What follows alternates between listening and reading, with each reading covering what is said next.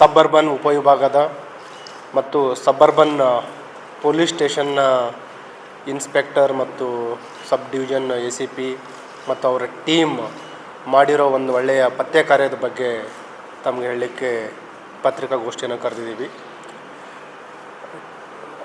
Suburban inspector Nataraj ಲಾಡೆ ಮತ್ತು ACP suburban Basaveshwar Heera ಮತ್ತು crime team 2 ಜನ ರೂಢಿಗತ ಅಪರಾಧಿಗಳನ್ನು ಬಂಧಿಸುವಲ್ಲಿ ಯಶಸ್ವಿಯಾಗಿದ್ದಾರೆ. ಇವರು ಬೇಸಿಕಲಿ ರೂಢಿಗತ ಬೈಕ್ ಲಿಫ್ಟರ್ಸ್, ಏನು ದ್ವಿಚಕ್ರ ವಾಹನ ಕಳ್ಳತನ ಮಾಡ್ತಾರೆ, ಅಂತಹ 2 ಜನ ಆರೋಪಿಗಳನ್ನು ಬಂಧಿಸಿದ್ದಾರೆ. ಬಂಧಿತ ಆರೋಪಿಗಳಿಬ್ಬರು, ಒಬ್ಬರು ಮೊಹಮ್ಮದ್ ನಾಸೀರ್ ಅಂತ 24 ವರ್ಷ, ಇನ್ನೊಬ್ಬನು ಮೊಹಮ್ಮದ್ ಆರಿಫ್ ಅಂತ 19 ವರ್ಷ. ಇಬ್ಬರು ಇದೇ ಕಲಬುರಗಿ ನಗರದ ರೋಜಾ ಏರಿಯಾದವರಿದ್ದಾರೆ. ಮತ್ತು ಇವರ ಬಂಧನದಿಂದ ಸುಮಾರು 12.5 ಲಕ್ಷಕ್ಕಿಂತ ಹೆಚ್ಚು ಬೆಲೆ ಬಾಳುವ ವಿವಿಧ 14 ದ್ವಿಚಕ್ರ ವಾಹನಗಳು ಏನು ಕಳ್ಳತನ ಆಗಿದ್ದು ಅವುಗಳನ್ನು ರಿಕವರಿ ಮಾಡಿದ್ದಾರೆ. ಈ 14 ದ್ವಿಚಕ್ರ ವಾಹನಗಳು ಏನು ಕಳ್ಳತನ ಮಾಡಿದರು ಅವುಗಳ ಒಂದು ನಾವು ಬ್ರೇಕಪ್ಪನ್ನು ನೋಡಿದಾಗ ಇವರ ಒಂದು ಏನು ಜಾಲ ಇದೆ, ಆರಂಭದಲ್ಲಿ ಸ್ಥಳೀಯ ಅಪರಾಧ ಮಾಡ್ತಾಯಿದ್ರು ಕಲಬುರಗಿ ನಗರದಲ್ಲಿ, ನಂತರ ಕಲಬುರಗಿ ಜಿಲ್ಲೆಯಲ್ಲಿ ಮಾಡ್ತಾಯಿದ್ರು, ನಂತರ ಅವರು ಅಂತರ್ಜಿಲ್ಲಾ ಆಯಿತು, ನಂತರ ಈಗ ಅಂತಾರಾಜ್ಯ ಅವರ ನೆಟ್ವರ್ಕನ್ನು ಭೇದಿಸುವಲ್ಲಿ ನಮ್ಮ ತಂಡ ಯಶಸ್ವಿಯಾಗಿದೆ. ಇವರು ಏನು ಕಳ್ಳತನ ಮಾಡಿದರು, ಅವು ಕಳ್ಳತನ ಮಾಡಿರುವ ಪ್ರಕರಣಗಳು ಮತ್ತು ವಶಪಡಿಸ್ಕೊಂಡಿರುವ ದ್ವಿಚಕ್ರ ವಾಹನಗಳ ಒಂದು ಅಂಕಿಅಂಶಗಳನ್ನು ನಾವು ವಿಮರ್ಶೆ ಮಾಡಿದಾಗ ಇವರು ಕಲಬುರಗಿ ನಗರದಲ್ಲಿ 3 ಬೈಕ್ ಥೆಫ್ಟ್ ಮಾಡಿದ್ದಾರೆ. ಕಲಬುರಗಿ ಜಿಲ್ಲೆಯಲ್ಲಿ 2 ಬೈಕ್ ಅಫೆನ್ಸ್ ಮಾಡಿದ್ದಾರೆ. ಅದಲ್ಲದೆ ಪಕ್ಕದ ಬೀದರ್ ಜಿಲ್ಲೆಯಲ್ಲಿ 2 ಬೈಕ್ ಥೆಫ್ಟ್ ಮಾಡಿದ್ದಾರೆ. ಮತ್ತು ನಾನು ಹೇಳಿದೆ ಅಂತಾರಾಜ್ಯ ಅಂತ ಮಹಾರಾಷ್ಟ್ರದ ಸೋಲಾಪುರದಲ್ಲಿಯೂ ಕೂಡ ಒಂದು ಅಪರಾಧ ಮಾಡಿದ್ದಾರೆ. ಅಲ್ಲಿ ಫೌಜ್ದಾರ್ ಚಾವಡಿ ಪೊಲೀಸ್ ಸ್ಟೇಷನಲ್ಲಿ ಒಂದು ಅಪರಾಧ ಮಾಡಿದ್ದಾರೆ.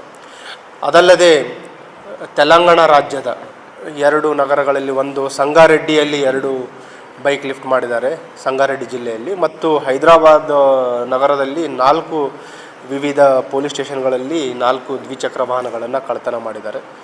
ಮತ್ತು ಇದರಲ್ಲಿ ನಾವು ಗಮನಿಸಬೇಕಾಗಿದೆ ಏನಂತಂದರೆ, ಏನು ಇವರು ಅಪರಾಧ ಮಾಡ್ತಾಯಿದ್ರು, ಅಪರಾಧ ಮಾಡಿದ ನಂತರ ಇಮಿಡಿಯೇಟ್ ಏನು ವಿತೌಟ್ ನಂಬರ್ ಪ್ಲೇಟ್ ಮತ್ತು ವಿತೌಟ್ ಡಾಕ್ಯುಮೆಂಟ್ಸ್ ಇವುಗಳನ್ನು ತುಂಬ ಕಡಿಮೆ ಬೆಲೆಗೆ ಮಾರಾಟ ಮಾಡ್ತಾಯಿದ್ರು.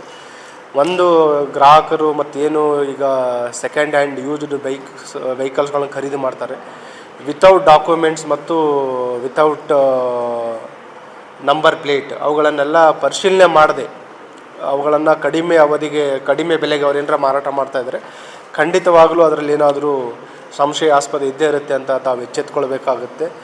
ಈಗ ಇದನ್ನು ಇಲ್ಲೇನು ಕೆಲವರಿಗೆ ಮಾರಾಟ ಮಾಡಿದರು, ಎಲ್ಲರೂ ಈ ವೆಜಿಟೇಬಲ್ ಮಾರ್ಕೆಟ್ ಮಾಡೋವಂಥವ್ರು, ರೈತರು, ಅಂಥವರಿಗೆ ಇವರು ಮಾರಾಟ ಮಾಡಿರುವಂಥದ್ದಿದೆ.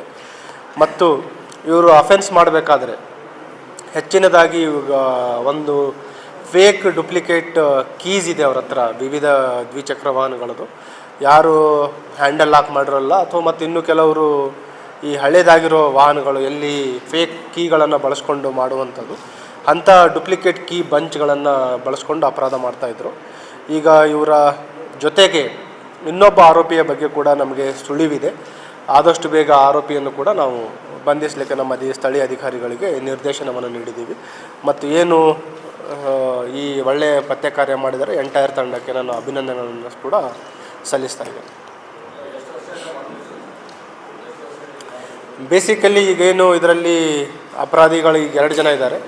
ಅದರಲ್ಲಿ ಒಬ್ಬ ಅಪರಾಧಿಗೆ ಯಾವುದೇ ಅಪರಾಧದ ಹಿನ್ನೆಲೆ ಇಲ್ಲ, 1ನೇ ಆರೋಪಿಗೆ. 2ನೇ ಆರೋಪಿ ಏನಿದ್ದಾನೆ ಅವನಿಗೆ ಕಳೆದ ವರ್ಷ MB ನಗರ ಸ್ಟೇಷನ್ಗಳಲ್ಲಿ ವಿವಿಧ 3 ಪ್ರಕರಣಗಳಾಗಿದ್ದು ಅವನು ಮೇಲೆ ಮುಂಜಾಗ್ರತೆಗಾಗಿ ಅವನಿಗೆ MOV ಪರೇಡಲ್ಲೇ ಕೂಡ ಅಟೆಂಡ್ ಆಗಿದ್ದ.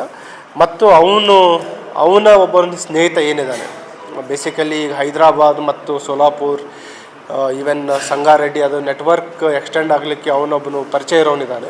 ಸೊ ಅವನು ಏನು ತಲೆ ಮರೆಸ್ಕೊಂಡಿದ್ದಾನೆ, ಅವನಿಗೆ ಪತ್ತೆ ಮಾಡಲಿಕ್ಕೆ ಸ್ಥಳೀಯ ಪೊಲೀಸರು ಬಲೆ ಬೀಸಿದ್ದಾರೆ. ಸಸ್ಪಿಷಿಯಸ್ ಅನ್ನೋದಕ್ಕಿಂತ ಹೆಚ್ಚಿನದಾಗಿ 100% it is product of crime. ಏನು ಅಪರಾಧದಲ್ಲಿ ಅಥವಾ ಅಪರಾಧಿಗಳಿಂದ ಕಳುವಾಗಿರುವಂಥ ವಾಹನ ಇರಲಿಕ್ಕೆ ಸಾಧ್ಯ ಇರುತ್ತೆ. ಹಾಗಾಗಿ ಅಂಥದ್ದು ಯಾರಾದರೂ ಮಾರ್ಲಿಕ್ಕೆ ಬಂದರೂ ಕೂಡ ತಿಳಿಸಿ. ಮತ್ತು ಈ ಕೆಲವು ಕಡೆ ಈ ಗುಜರಿ ಅಂಗಡಿಗಳಲ್ಲಿನೂ ಅವುಗಳನ್ನು ವಿಲೇವಾರಿ ಮಾಡ್ತಾ ಇದ್ದಾರೆ ಅಂತ ಹೇಳಿದ್ದಾರೆ.